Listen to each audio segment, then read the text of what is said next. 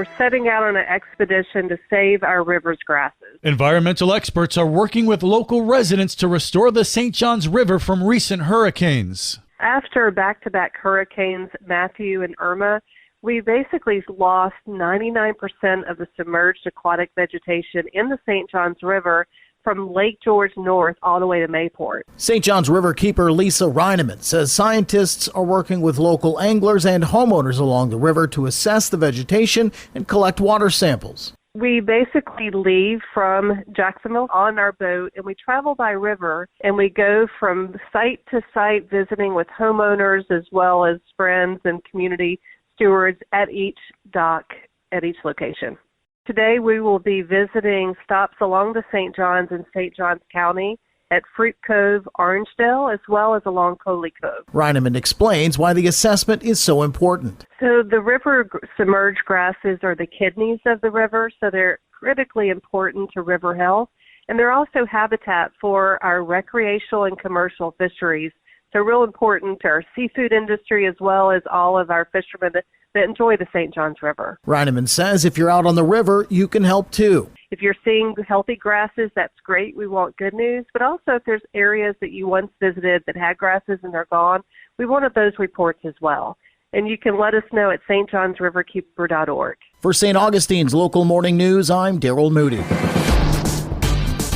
This local news is a service of your hometown Toyota dealer, Beaver Toyota, US 1 St. Augustine, here to wow you.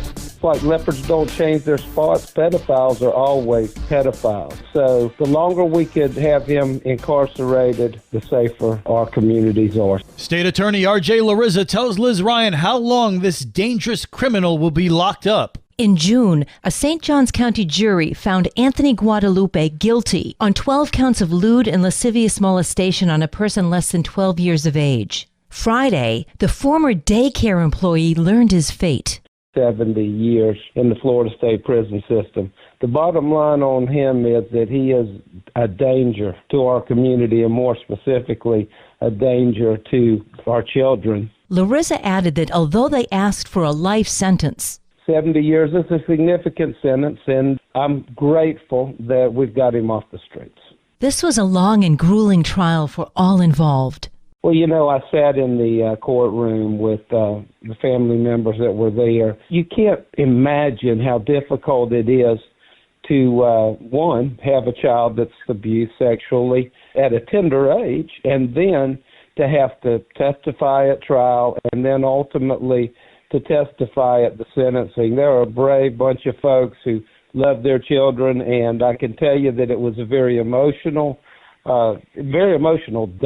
The sentencing lasted all day, but it was also very satisfying in the sense that they got to say their piece to the judge and to the defendant, and they were there to witness the sentencing.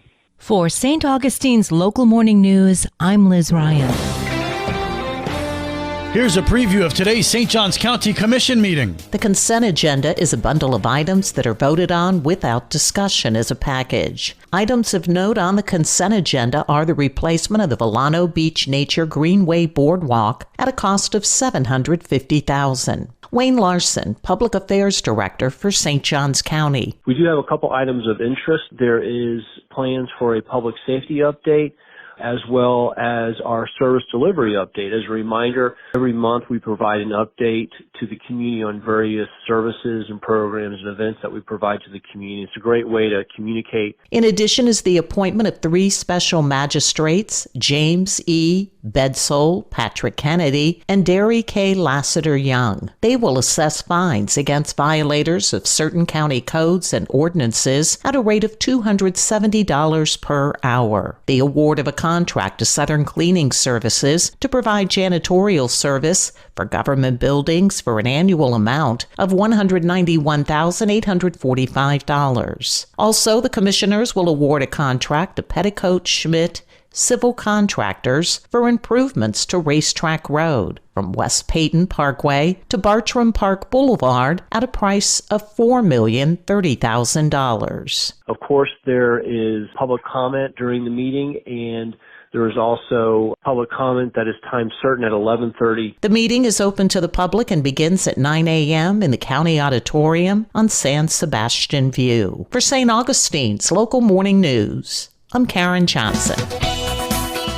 And now you're up to date with St. Augustine's Local Morning News. I'm Rich Carroll.